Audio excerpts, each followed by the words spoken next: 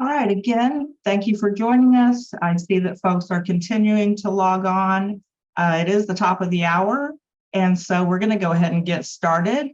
My name is Terry Bearden. I'm with the National Community Action Partnership. I am the project director for the organizational capacity building side of the house. And so welcome, happy end of Community Action Month. And we greatly appreciate all of you joining us today for Webinar Wednesday. Our topic today is Artificial Intelligence in Community Action, Harnessing the Power and Navigating the Challenges of AI. Our presenter is Roger McCann. He is the Executive Director of Community Action Kentucky. And we will get to the Community Action Promise in a minute, but let me go ahead and just provide a little bit of background on Roger for anyone who somehow may not have made his acquaintance. I think many of us do know Roger. Again, he's the Executive Director of Community Action Kentucky. He has a career of about 20 years or so in community action, including being the Executive Director at Community Action Kentucky since 2016. I've known Roger for quite a few years. He's definitely an innovative thinker, always willing to step out and try something new, which I always say I want to be Roger when I grow up. And I think that comes from his background in information technology, which is one of the reasons that we tapped him to lead this session. And he will be also leading a session at the National Community Action Partnership Annual Convention in Atlanta. So if you have not registered yet, we hope you will all register and join us there. So with that, let's go ahead and move to the promise. Let's get ourselves grounded in the promise of community action. So you may either unmute and join me, or I don't mind being a choir of one as we ground ourselves. Community action changes people's lives, embodies the spirit of hope, improves communities, and makes America a better place to live. We care about the entire community, and we are dedicated to helping people help themselves and each other. All right, thank you very much. I appreciate that. Appreciate you joining me. Again, if you are just now joining us, please put your name, agency, and your role within the agency, and I will turn the session over to Roger and let him get us going. Thank you. Good afternoon, everybody. Thank you, Terry. Thank you, Mary Beth, for having me on today. We're going to talk a little bit about, there's a lot of hype around artificial intelligence. There's some facts, there's some non-facts. And one thing is true, it is evolving very, very rapidly. So we've been thinking here at CAK, how are we going to use artificial intelligence? How do we integrate this into our operations, our systems, our processes? And how are our agencies going to be able to use AI? And what are some of the challenges about implementing it? And what are some of the great things about it? So I start today with this slide. I just put this in here. Mitigating the risk of extinction from AI should be a global priority alongside other societal scale risks, such as pandemics and nuclear war. That was released just yesterday by the Center for AI Safety. It's a nonprofit. They had several hundred folks, including Sam Altman, who is the CEO of OpenAI, who is the owner, they wrote ChatGPT. These are leaders in technology and AI and scientists and all these folks who are saying, this is something new and different, and we need to take it seriously. I think some of that is true, and I think some of that is hype. And maybe a little bit of that I could just say is total garbage. So I want to walk you through some things so that you can try to sort some of this out. And then because I do like to live on the edge, I told my doctor the other day I get cardio from coffee and doing live technical presentations in front of a crowd. We're going to try to get to some of that. So we're going to rip through these slides pretty quick. Our story starts 40,000 years ago. We had people, 40,000 to 10,000 BC, drawing on caves, right? and they made these cool drawings of their pets and their animals, and maybe, you know, maybe they were hunting or they took whatever. One of the things that I'm struck by here is that when they drew these and they recorded this knowledge, this information onto the cave wall, if their hunting grounds moved and they went somewhere else, the information stayed behind. The information was not portable. Okay, so think about that. It's not portable. We wind up with the Sumerians. They start drawing on kind of like little tablets and things like this. Maybe they're a little bit more mobile. And they also had images that represented words and phrases. And we're about 3200 BC on both of these, and we're around 3200 BC with the hieroglyphics. So we are drawing more and more complicated things. We don't have an alphabet yet. We don't have an alphabet. And again, we're drawing in stone. So stone is not easily moved. So is information going to spread fast and quickly? No. The Phoenicians, they started creating an alphabet. So you see, we went from pictures to little, right? Little, and this is a Phoenician, this is phonetics, where we get the sounds from. And so these little symbols represented language to them. And so we're only about 1200 BC. So we just ripped through in 3 slides, 40,000 years, right? All of a sudden now we're up to 1000 BC, 500 AD. We start actually creating the languages that we use today. So the languages we use today have not, in the scheme of history, right, when we think of 40,000 years ago, have not been around long. It is accelerating. That is the thing I want to make there. It is accelerating. So we have Greek, Latin, Sanskrit, Hebrew, Arabic. All these things start coming out around this time. About 100 BC, the Chinese come up with paper. Now, we were writing on leaves and papyrus, but all of a sudden we weren't writing on rocks, and paper was much, much easier to transport. So we wrote things down. 100 BC, ideas started to spread, and we could put them into books. Now, the Codex, this is the 1st century AD, right? And who's writing these books? Well, they had to be hand copied, but they're paper. We could pack them up. We could take them by horseback. We could put them on a boat. We could ship them around. The Roman Empire was doing this. Look at the Roman Empire. They spread, right? They spread. And you start thinking about this, the religion spread, okay?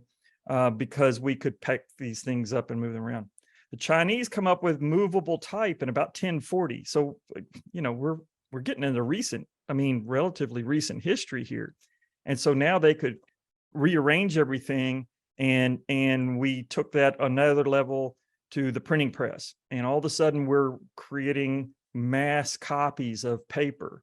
And so what happened? You had newspapers, you had media, you could move news around very, very fast. You could mass inform people.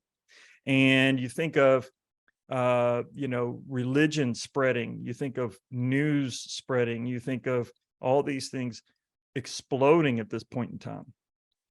We all of a sudden introduce electricity in 1837. So it's just, you know, not long, 200 years, 1837. We're using electricity to send information. So we're typing out little Morse code and things like this, right? See how fast it's accelerating? See how fast it's accelerating? So we're now using electricity. We're typing out codes. Then we get the telephone in 1876. Alexander Graham Bell invents the telephone. So now we can send voice over wires. Okay, it is accelerating even faster. By the way, if you know who the person in the picture is, don't remember to take your ibuprofen today. Then we get the radio, and this is what they looked like back then. They were big and bulky, and you had to carry them around. Typically, people hoisted them up on their shoulder, but we had radio. So all of a sudden, we were now no longer bound by wires. We could send things wirelessly around. And then we got the television just in 1927. It has not been 100 years. And here are 2 folks getting ready to make the day of a bunch of students sitting in a classroom. Boy, when the teacher rolled that thing in, you know, everybody was like, oh, thank goodness, we're going to watch a film. But we had the TV, and we can all of a sudden move video and audio out to millions of homes all over the place. The internet, 1969. AOL didn't come out then, but this is the best picture I could think of for the internet. But the internet was somewhere around 1969. They created it was part of a DARPA project. And then we got the World Wide Web, and that came out around 1990. And we use it to post up memes and Facebook and Google and things like this today. But it is multimedia. It's digital, text, images. But you see, I'll just walk back here real quick. Here we are, the telephone in 1876, the radio in 1895, the television in 1927, the internet in 69. 30 years later, well, not even 20 years later, we're at the World Wide Web. Okay. In 2007, the iPhone came out. All right. You see how fast that's changing, right? Okay. So there's the iPhone. We went from caves and cliffs, writing on caves and cliffs, to rocks and tablets, to paper, to digital. We went from being, the information was stored and housed locally. It could not move. Rocks and tablets, we could move a little bit better. We got paper, we made movable copies, and we're now digital, instantly global. That's 40,000 years of human history, 40,000 years of human progress, and we are still using modern, for the time, technology to draw pictures of post pictures of our pets. And so I don't know if we've actually, evolved that much, but the point is, it has shaped everything: religion, war, trade, jobs, health, wealth, poverty, all moves with information. Sun Tzu says all warfare is information or deception of information. It is everything. So whenever you see a change, like any of those changes, you can expect huge changes to come in the population, in war, in wealth, in health, and in poverty. And we are going to be shaping that. We are alive during this time. We are going to be shaping how this plays out. So a few words and concepts. Now, I didn't want to get too far into this, but when we talk about artificial general intelligence, what are we talking about? There's lots of tests, and I listed here. I'm not going to go through it, but I think my favorite is the coffee test. Steve Wozniak said that a machine would have to, for him to say that something was generally intelligent, a machine would be required to enter an average American home, figure out how to make coffee. It would have to find the coffee machine. It would have to find the coffee, add the water, find a mug, brew the coffee, and push all the right buttons. It would have to plan. It would have to have a goal, and it would have to plan that goal, and it would have to walk back all the steps and do everything in order and make the coffee. And while that seems very simplistic, it is a very complex process. And for an AI to walk into anybody's home and do that, not knowing where things are, meaning it has to find it. So this, I think, is very important, because what we're going to be talking about a little bit is we're orchestrating something. We're telling an AI, I have a goal and I want you to walk backwards from that and tell me all the steps. And we are now starting to develop plugins and interconnects and things like this, that it will not only tell me what the steps should be, it will carry out the steps. Okay. So remember Wozniak's test, Steve Wozniak. We're not going to skip the other ones. Here's another big word: anthropomorphism. Anthropomorphism. It is the human psychological tendency to attribute human traits or emotions to things. Your pet rock does not have feelings. Your car, I'm sorry, does not love you back. Those are things. And this is one of the fallacies of AI. When you're talking to it, you might start to put human emotion on it. So what I want you to think of is that when we talk about AI, be careful not to start to consider it human. There's another one here. It's called pareidolia. I think I'm pronouncing it. That is a Danish electrical outlet right there. We see in things traits that are not there. The human mind wants to see in things traits that are not there. So in this case, we see a face. It is just an electrical outlet. And we may even attribute this to be a happy face or a smiling face. It is just an electrical outlet.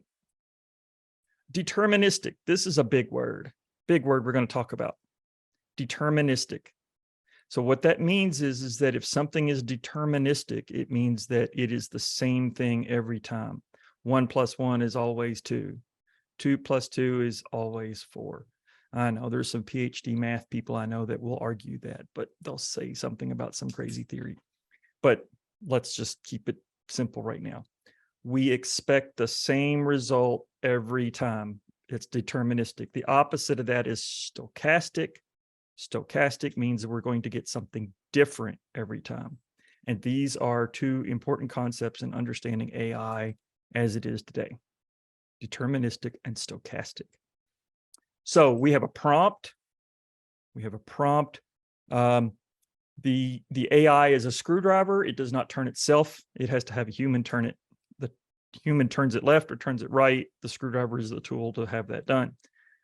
So we have to give the AI some input. We have AI, I want you to do this. AI, I want you to do that. It could be a command, it could be a question or whatever.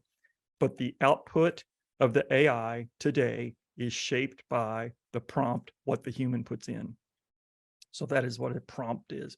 A hallucination is something when the AI gives out an output that is totally different from what it should have given. It could be something factually incorrect. It could be something that it was programmed not to do and it did. And you're going to see some of this. And so you have to be careful when you use AI to do a task that it is not hallucinating something, that it is actually doing what it is supposed to be doing. GPT, we're going to focus a little bit on GPT today. I wish I had more time. I would talk all about video and Midjourney and all the audio stuff. And there's text to image and text to video, and we're not going to get on that. Large language model. I will explain what a large language model is by showing you what it is not, and we'll walk through that in just a second. Okay. Now, they told me, they said, don't get too technical, and I won't get too technical, but you need to understand a little bit about how this stuff works. I say chocolate, you say what? And so humans will automatically pop a word in your head, and a word probably popped in your head. I hope it's one of the words I have here, maybe. I don't know. But we do that because we were taught English words. We were taught words. We have an association between chocolate and something else. And we probably often think of like chocolate pie or chocolate cake or something like that. We wouldn't think of chocolate octopus. You might, but that would be kind of bizarre. So when we go to, let's say, Google, and we start typing something and we say, how do I make a chocolate? And you notice how it will fill in all those other words? That's a little mini version of AI right there. And I mean, we could get an argument and say, no, it's not. It's just, oh, okay. But just run with me here for a minute. It's coming up with a completion of what your thought is. And you're seeing this already in Outlook and in web search and in all kinds of things, because they're trying to pick out the next word. And so another place you see this a lot is in an iPhone or an Android phone. I'm texting someone and it's giving me things. So I can be texting my friend and say, how do I make a chocolate? And I started to type the C and it says C, no, cake, chip. Where did it come up with that? It suggests the next word based upon, Google might be doing it based upon the searches. You know, you can look at that and say, okay, well, a lot of people are searching for this, right? So it's giving you suggestions based upon the searches. It might be giving you suggestions based upon what you typed before. You know, iPhones kind of learn some of the crazy words you might put in there, right? And so it says, oh, they use this word, so we'll put this in here.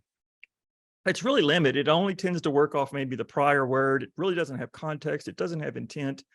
It won't complete the sentence for you, at least not yet. And it's basic word structure. So you're familiar with this. You're using this now. Again, you type something in, it starts completing this. So in generative AI, that's what we're doing. We're using statistics to generate or determine the next word. And where Google may be doing it based on search, or your phone might be doing on what you've texted before, and it's just got a small little pool, the generative AI is drawing upon its training. and it does a calculation of the probability, a statistical calculation of what the next word should be.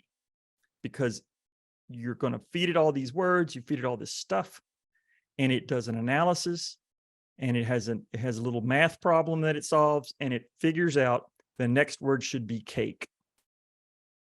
And the difference here with AI is that it will take that prompt, it will read the entire prompt, and it will use the entire prompt to come up with the next word. So it will look at the whole thing. It will figure out kind of what your intent is. It looks at what you typed in and it tries to complete that. So generative AI is doing completion. On the picture side, it's something real similar. It's sitting there going, okay, their intent is to draw a picture of a cat, and it's going to go and it's going to use it's not understanding. It's going to use its training to come up with pixels that look like what you want it to come up with. In generative AI, we're going to do its training plus your prompt is the result. Your training plus your prompt is the output. Okay. All right. When we train humans, a 12-month-old starts to get its first words, 36 months, about 900 words, age 20, about 40,000 words. We can learn through lessons. We might be able to self-study. We can self-learn, that sort of thing. So if we're going to train an artificial intelligence to act like a human, we've got to train it. It's got to learn. The more stuff we put into a human, the more intelligent we say that it is. So if you have first grade education, that's one thing. If you're high school, that's something else. And the more words, actually on the IQ test, I think that they test you to see how many words, the depth of your vocabulary. That's a measure of your intelligence. So did I skip one? Nope. So with AI training, what are we talking about? With GPT, I just did the GPTs here. GPT-1 was 117 million parameters. They fed it 7,000 books. GPT-2, 8 million documents, 45 million web pages upvoted through Reddit. Remember that, Reddit. It came from Reddit. Reddit is like a cesspool of humanity if you've ever gone to Reddit and looked at it, right? Keep that in mind. We'll come back to that. GPT-3, 175 billion parameters, 499 billion tokens, 570 gigabytes web text, and they fed it the entire English Wikipedia. GPT 3.5 has come out and GPT 4, and right now they have not disclosed how large the training is, but they think it's in trillions. And I think Intel the other day announced that they were going to be building one themselves that has trillions of parameters in it. Okay. Okay. How we get there? Okay. So how do you learn millions of words and phrases? You use techniques, and some of these techniques are called machine learning. So we might say, hey, AI, finish the sentence. I want to make a chocolate what? And we might just let the AI give me a sentence back and let a human judge it and say, the AI says, I want a chocolate octopus. The human goes, no, and it downvotes it. I want to make a chocolate cake. The human goes, yes, that's a good response. And so we're reinforcing the AI, we're teaching it, and it is going to tweak its algorithm. And then the next time we ask it something, it will say, well, I use this algorithm, so the human like that, and we're going to do the next one. Something happens similar when you are doing those little CAPTCHAs. It boggles people's mind when they realize that the company that does the CAPTCHAs is taking the training data and teaching driverless cars. So we say, I want to make a chocolate what? Trial and error. So we could have the AI guess, and it says we've got one stack over here with all the English language words in it, and we've got another one over here in the AI, and the AI just keeps trying to figure it out. And every time it gets it right, it fixes its algorithm a little bit, and it changes its learning, and it stores that so that it gets it right the next time. That's how we go through millions and millions and millions, or billions, or even trillions of pieces of information. Now, I'm going to finish up the tech side here in just a second. So I just mentioned this so that we can automate this process and we can fine tune and the AI will learn. So we might say, complete these sentences. I have some graham crackers, so I make a chocolate and my AI kick back graham cracker pie, a graham cracker crust. I have some ice cream and I'll make a chocolate sundae. I'll have some eggs, I'll make a chocolate. It says cake. That's great. Good answer. I saw my neighbor's dog. It was a chocolate and it came up with Labradoodle. I don't know how in the devil it came up with Labradoodle because my neighbor does not have a Labradoodle. Well, wait a minute. It came up with this answer because it statistically said that a dog that was a chocolate would be a Labradoodle. It does not have any knowledge of my neighbor. Keep that in mind. Keep that in mind. Okay. All these are statistical. It is taking the prompt. I said, complete these sentences. I have some graham crackers, so I'll make a chocolate. What? I have some ice cream. I'll make a chocolate. Right. And it's reading the full sentence here. It's not just taking the last couple words like on Google search or my little phone. It is reading the complete sentence and making a complete sentence based upon statistics, based upon math probability. I ran the same thing again. Look here. First time, graham cracker pie, sundae cake. Number 3 was cake. The second time, souffle. Souffle. It is not deterministic. It will spit out a different answer every time you run it. Remember that, right? Okay, because it is statistic. So what happens if it doesn't know the answer at all? It just pulls out something from its statistics and says Labradoodle. And so people on the news and stuff are saying things like, oh my goodness, it was wrong. Well, yeah, it was wrong. It's not a fact machine. All right.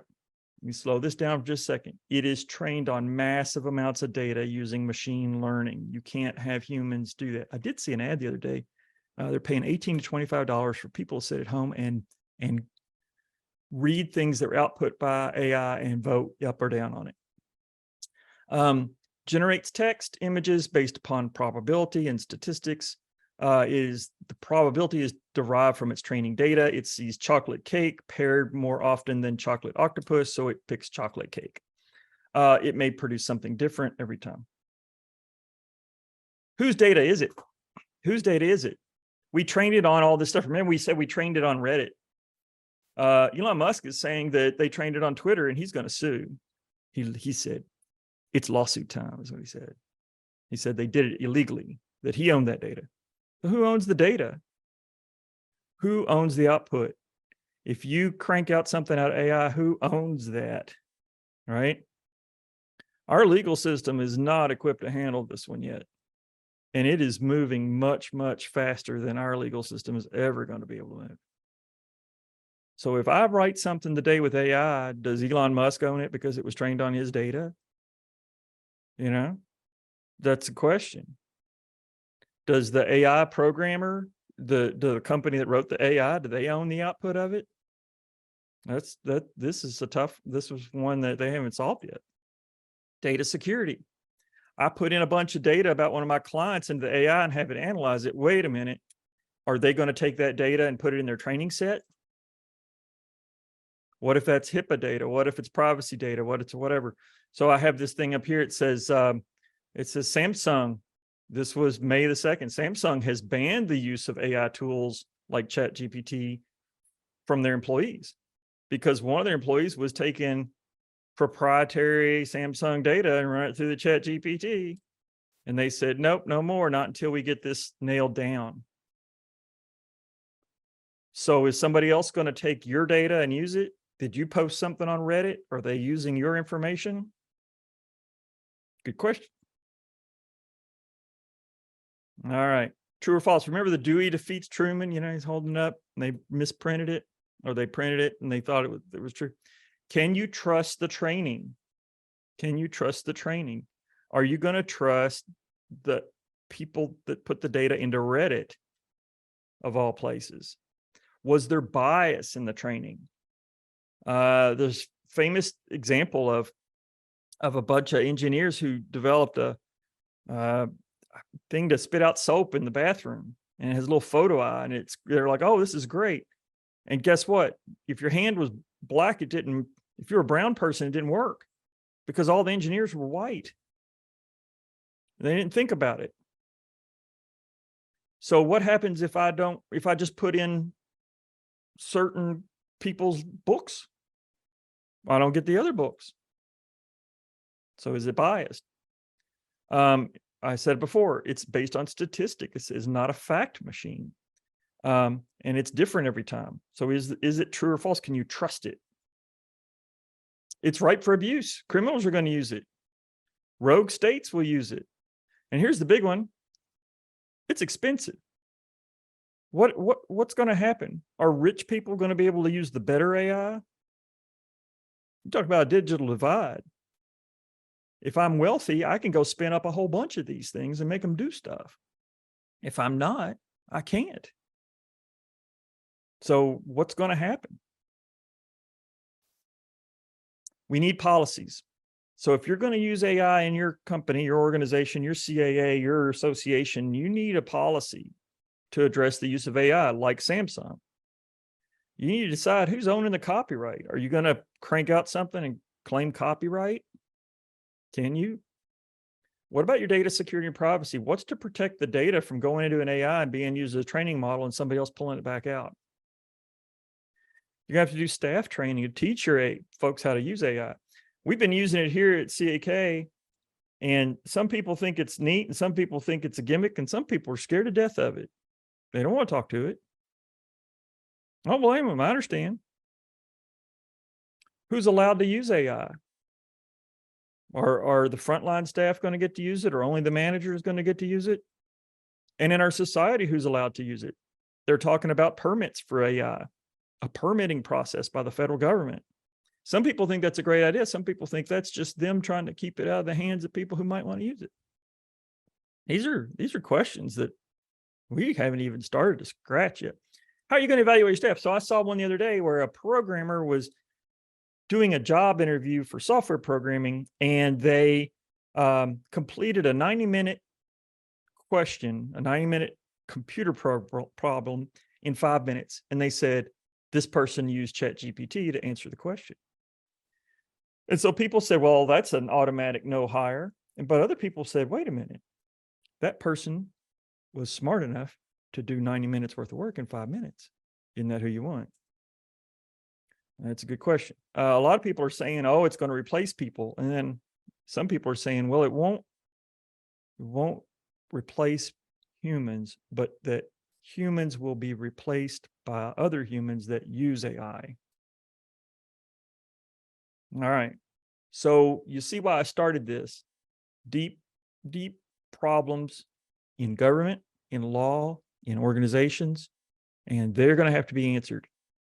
And every time we've had a major change like this, we've had a Renaissance, or we've had the Roman Empire, we've had religion spread, and some great things happen and some terrible things can happen. And I think that goes back to that statement at the very beginning. Tread carefully, so I'm saying.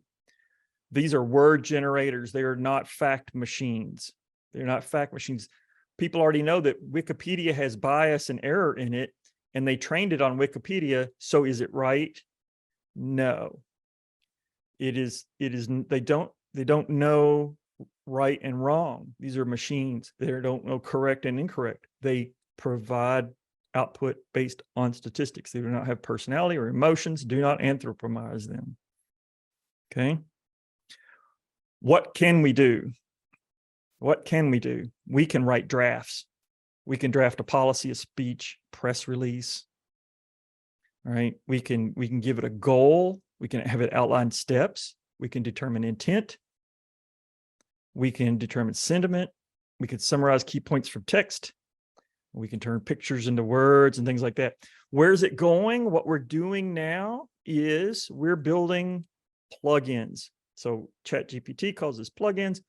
So you see one of these is a plugin to Kayak. Search flights, stays, and rental cars. So I can tell the AI, I want to go to, trying to think somewhere fun. Good heavens. Let's go to Hilton Head. Kayak, I want to go to Hilton Head. This thing is going to be able to go out, find my flight, get my hotel, make my dinner reservation through OpenTable, all that stuff. it's going to give it an outcome, and we're going to give it a goal, and it's going to carry out all the tasks, and it's going to orchestrate with other AIs. And once that starts happening, it can become somewhat autonomous. It can do things that beyond just us doing little chats with it, little pet tricks, as David Letterman used to call it. All right, I'm going to swap. Now we're going to get into the adrenaline part of the show. And I've got to darn you, Zoom, get over there. Okay. Yeah.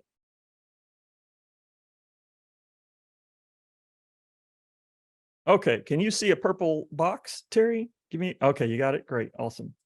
All right, so what I spun up for you all is this little project that we built internally. So I want to show you a couple things. Some of you all use Teams. We use Teams here. We have a digital assistant. Her name is Audrey, and I can say she is a autonomous agent hooked up through Power Automate, answering connected to a GPT that is hosted in Azure. So this is our GPT. This is not a public one. And I can talk to her right through Teams. And I can get her to do things like give me a weather forecast, or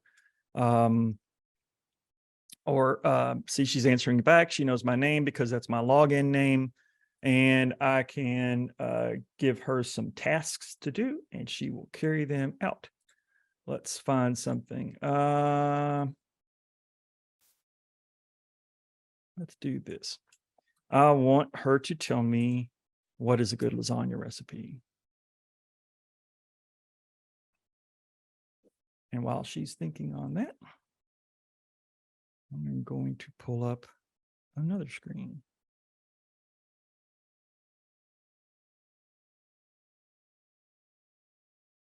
Come on, get up there. So this is, if you have not used it, this is OpenAI's Chat GPT 3.5 and GPT-4. Let's tell it, write a press release about Community Action Month in May.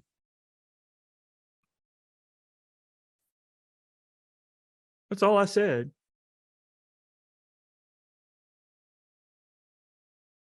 Pretty good little draft running. The month of May, collective engagement, annual event throughout the month, Community Action Month, together, individuals, champion causes, yada, yada. Wrote me a draft in how many seconds was that? Pretty good. Not bad. Okay. All right. Let's do this one. New chat. So if your board says, I want a performance review tool for an executive director, let's just throw that in there. See what it does. Look what it's doing. I said, write a performance review tool for the executive director for nonprofit organization. The organization is associated with 23, is an association with 20 other nonprofit. Introduction, evaluation criteria, leadership and management, strategic vision, relationship management, financial management, program and operations, evaluation. We want to do exceeds, meets, unsatisfactory. It did 4 points. Okay. Okay. Let's do a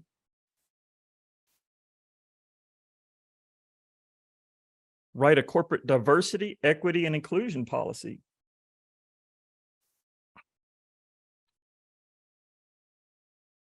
Commitment to diversity. We are committed to cultivating a diverse workforce that reflects, let's say, equal opportunity, blah, blah, blah, blah, blah, accountability and measurement. Yep. Looks like a good draft to me. Is it perfect? Should we copy this and paste this and stick this? No.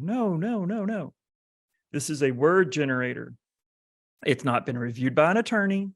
There was an attorney that did something the other day, and he cited case laws and stuff, and it just made up the cases because it didn't have any case law to support his thing because he was wrong. Don't do that. Don't do that. Okay. We were talking about what are some good leadership development. We were talking about our conference. What are some good leadership development training topics for middle management? Let's have it right, son. Communications, team building, decision-making, change management, performance management, ethical leadership and integrity.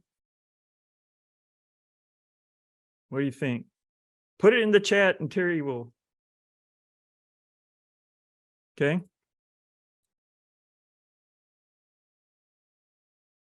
All right. Let's do something more interesting.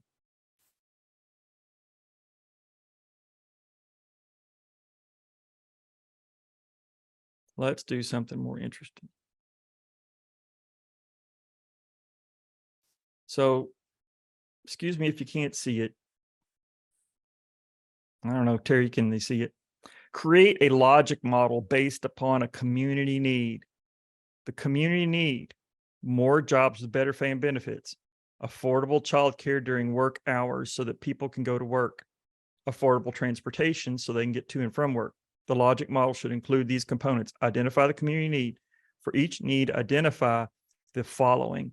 Identify the outcomes, the activities, how you'll measure the outcome, and what this measurement of success has been. Put the logic model into a table. Column 1 is the need, 2 is the activity, measures the outcome is 3, and 4 is that.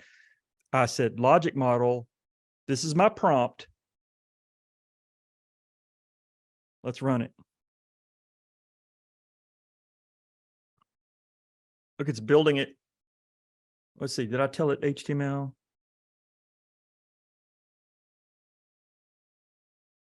Yeah. No. More jobs, better pay. It says activity: partner with local businesses to expand and create more jobs, advocate for higher wages, organize job fairs, number of new jobs created, increase in the average wage, reduction in employment rate. Then it says affordable childcare during work hours, establish partnerships with childcare providers, affordable transportation, advocate for better, right? Is it perfect? Is it what you want? No, it is not. But, you know, I talk to a lot of people and they get stuck on creating logic models just because they're kind of the writer's block. Well, take this and edit it. Could we write it better? Could I improve the prompt and put more? Sure. If I don't like it, I'll just hit regenerate and I'll have it build me another one. Because remember, it's going to give me a different one every time.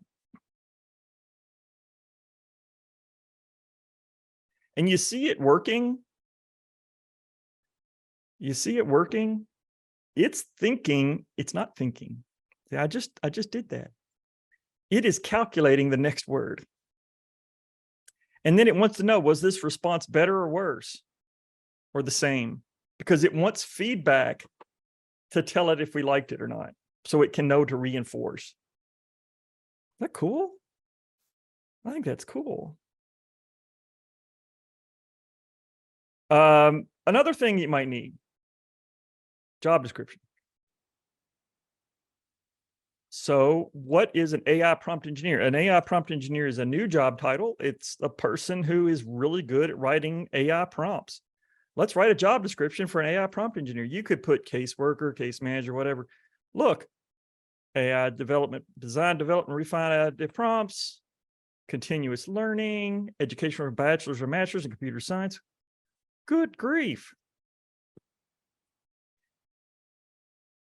Does the AI prompt engineer really exist? No, but it has enough knowledge, has enough statistical data to write that. If somebody wants me to try something, why don't you put it in the chat and Terry, you shout out to me or I'll copy it. Okay. I want to go back over and do something else real quick. So let's see here. This is my custom one. This is a custom one. And you can see I built this weekend. This is running locally on my computer. Everything's contained except for the AI itself that's sitting up in Azure. So I'm going to load up the August 2022 board minutes from CAK's August 22 board meeting. And it's going to take just a little second. She never did give me a lasagna. Oh, I know what happened.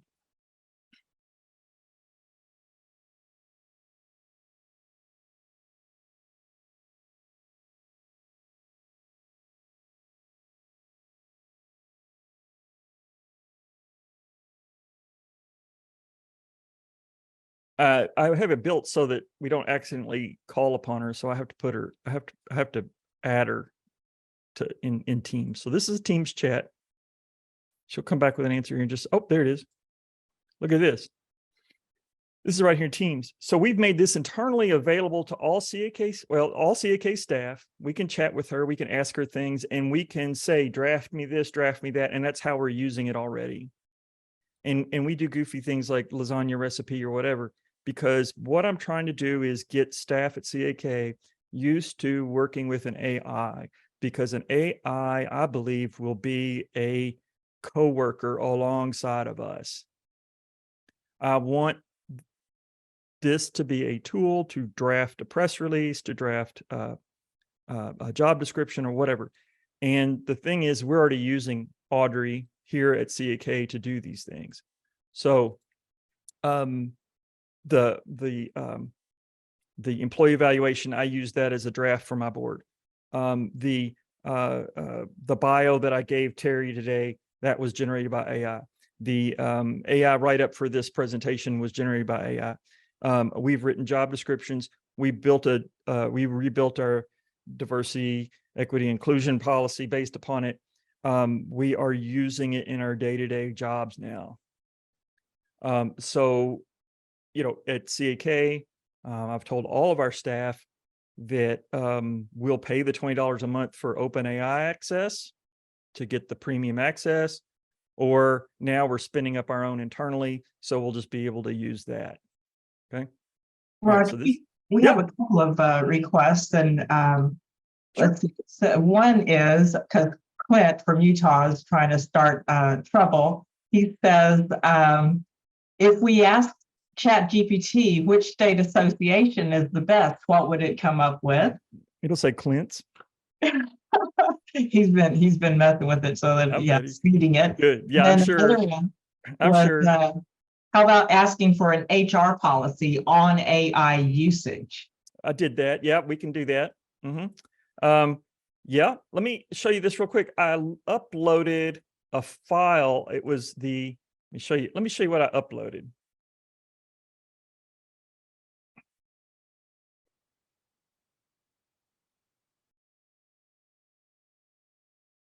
This is the minutes. This is the minutes from our board meeting. Okay. All right.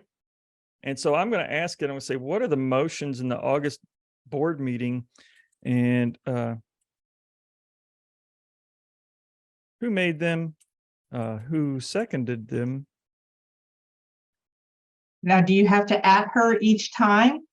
On this one, no, because this is, so I have her running in Teams, and we purposely have it built so that we have to add her in Teams. But on this is a web browser. This is a web app running on my laptop here. And so she's running independently here. So I don't have to do that. So I'm just talking to her here. It's just a chat between me and her. So let's see. Now, this is where I get the adrenaline up, because this is a brand new tool. It was just open sourced. It was announced last week at Microsoft Build Conference. Here are the motions made during the August board meeting. Motion to approve the minutes made by Rob Jones, seconded by Rick Baker. It was carried. Motion to approve the financial report made by Nick Sheard, seconded, carried. So what it did, and this is what I'm saying, is it is excellent at text. It pulled that text out. So let's say who presented the SECA report. Okay.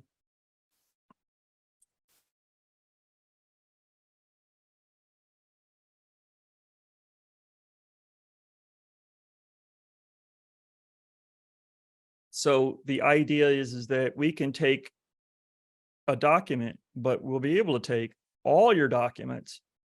Rick Baker presented the secret report during the previous meeting. This was mentioned in the August 6, 2022 board meeting. So she cited her source. Okay. So we have a question, Roger. Are the minutes only available to your specific AI, or does it go out into the AI universe? It could go out in the AI universe. I have this one locked down where it cannot. So what I did in this case was I actually uploaded this PDF, and the AI is reading directly from this PDF, answering questions. So we could go either way. What you now see in Chat GPT-4 with OpenAI, you can browse and you can do plugins. So you can have it do, questions and answers. So maybe I can give you an example. So I had to write a speech for Community Action Day that we were going to give here in the Rotunda at the Capitol. And we wrote a speech, and it was good. It was nice. We actually had Audrey draft it. One of the staff here did. And I got home and looked at it. I was like, okay, it's a little dry, but what I did was I said, go out and find me. I'm going to try to talk and do this at the same time. Go out and find me.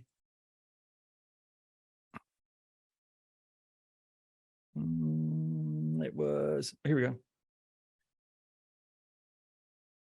I said, find the text of 3 speeches given by Governor Andy Beshear where he is celebrating or commemorating a special day or event or people. It went out, it searched the web, it found the text of 3 speeches. I said, rewrite this speech in the style of the governor. And he came back, it came back with this. I said, that's great. So I fed it the speech that we did, and then it reread it and it rewrote it in the style of, and it even said, I'm Andy Beshear, your governor, blah, blah, blah, blah, blah.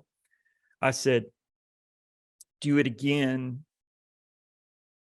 And I said, with me as the speaker, but in his style, I said, run it now in President Barack Obama.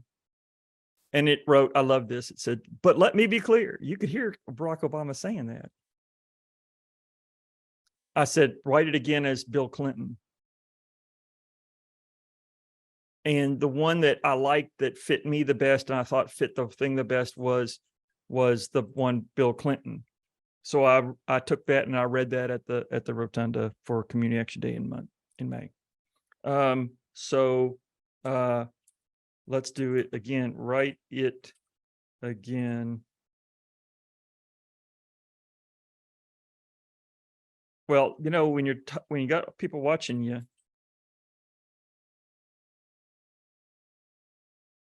write it again as Shakespeare.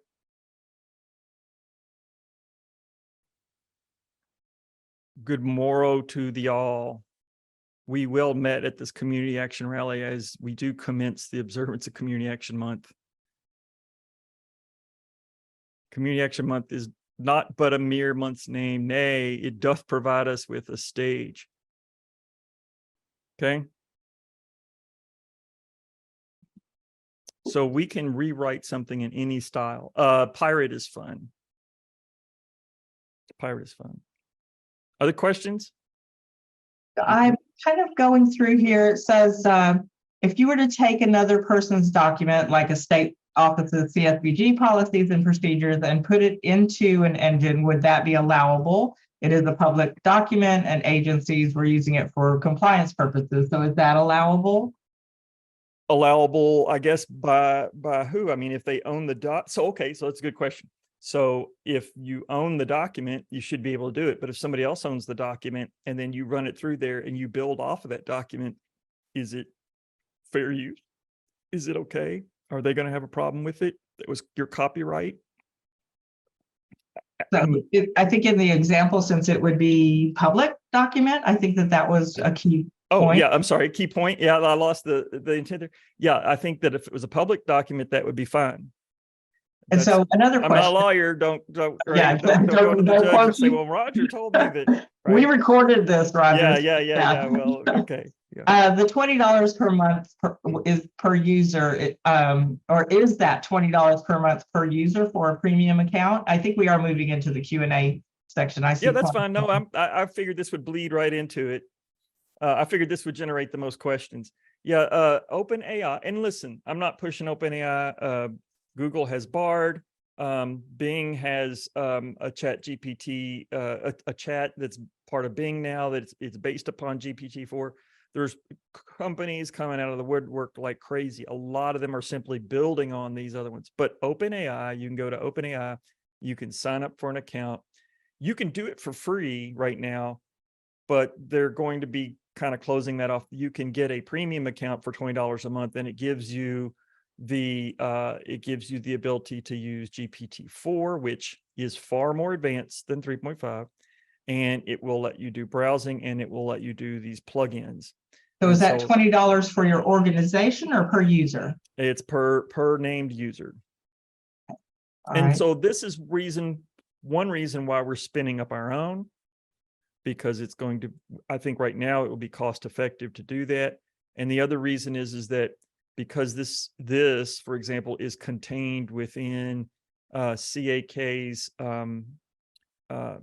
with Microsoft and everything else, I don't have to worry about data leakage, and we can control kind of what's going on with it. So that's why we're spinning this up. Back to the question real quick about uploading the documents though. What I envision is that we will take, and we've already done this. We'll take our LIHEAP manual, we'll take our CSPG manual, we'll take training guides, anything like that, and put that up there, and we can answer questions about it. And so somebody has information is at such risk. We have so much turnover. Not so much at CK, but at our agencies, within our board, all the way down to the front lines. And we've got to preserve information across that and make it readily accessible. Somebody coming in, if they could go to the AI and say, what's this policy, what's this procedure, and it point to that and reference that, I think that's going to be a big help for us. So I think you kind of struck on the answer to this question. How secure is this site?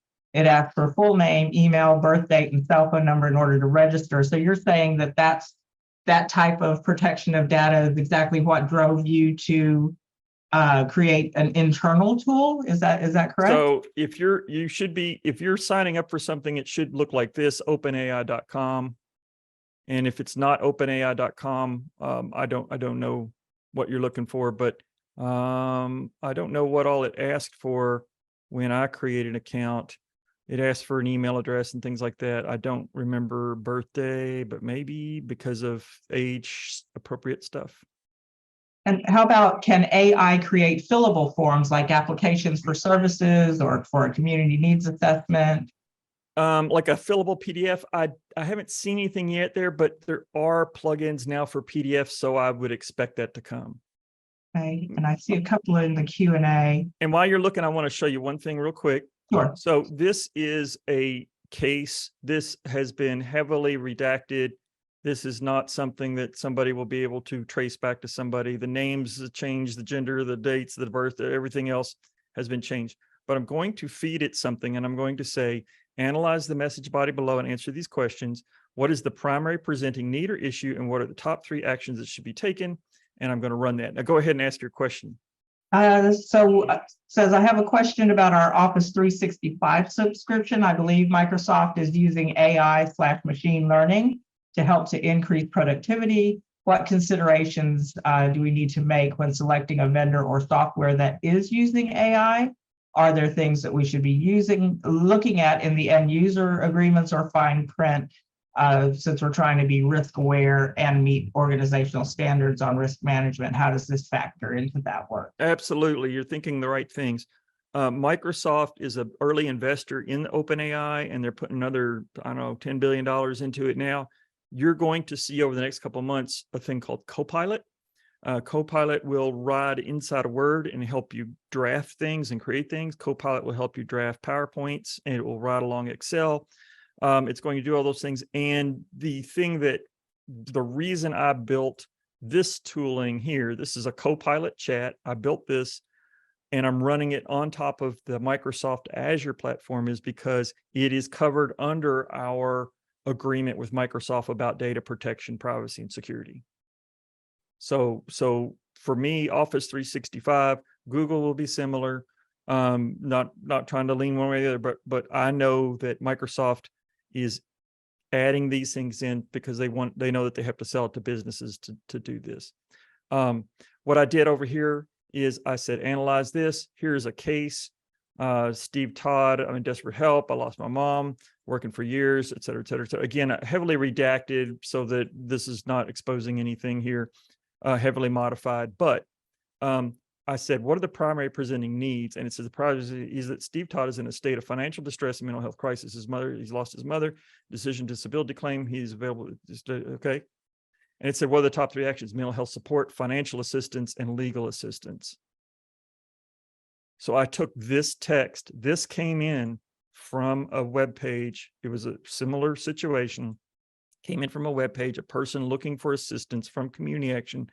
Run this through an AI. It came up with these 3 things. What I envision is we will be adding this to our software so that our case managers will have a starting point to build cases. What will happen is that we will have plugins so that the legal assistants will have an email set up for legal assistance, and the AI will say to the case manager, do you want me to send an email? Do you want the phone number? Financial assistance will create a referral. Let's start as a LIHEAP application. That's where this is going to go, because what it's doing is it's solving this problem here by giving me these steps here. So that's where I envision all this going. And it's going to go there really fast. I know it's 3:01. I can hang out. I'm good, but we are at time. And so we do want to be respectful of everybody carving time out of their busy days, including you, Roger. We don't want to keep you for too long. So just as a wrap up, in the chat, I put the link to our webinar evaluation. We would appreciate you taking just a couple of minutes to complete that evaluation. If you have any additional questions, feel free to reach out to me and I'll pass those along to Roger. And if we get several within the next day or so, we'll try to put together some answers. We will post a recording of the webinar. And I'll be happy to see everybody in Atlanta. Yeah. Make sure that you join Roger and all of us in Atlanta for the conference. I think, Roger, you're planning on doing a little bit deeper dive into some of the risks and benefits, but I think everybody was very impressed by the live presentation. And so with that, any last minute comments that Mary Beth, might you have any last words that you'd like to share with us? I think we just want to say thank you to Roger for the awesome kind of dive into AI. I think several of us have our minds blown, myself. Me too. And I consider myself fairly techie. Clint, I see your hand is raised. Let me see if I can get to you real quick and let you speak. Go ahead, Clint. Unmute yourself, please. Awesome. Well, thanks. I just wanted to say thanks. I actually meant to do the hand clap instead of raise hand. So okay. Well, what is the sound of one hand clapping, right? It's a raised hand. Okay. All right. Well, thank you again for joining us. Don't forget to take just a minute to complete the survey, the evaluation. It helps us in our planning for future events. Make sure you join us in Atlanta, and we will bring this session to a close. Thank you very much, Roger. As usual, my mind is blown. So appreciate you. Thank you, everybody. All right. Thank you. Right, bye-bye. Bye.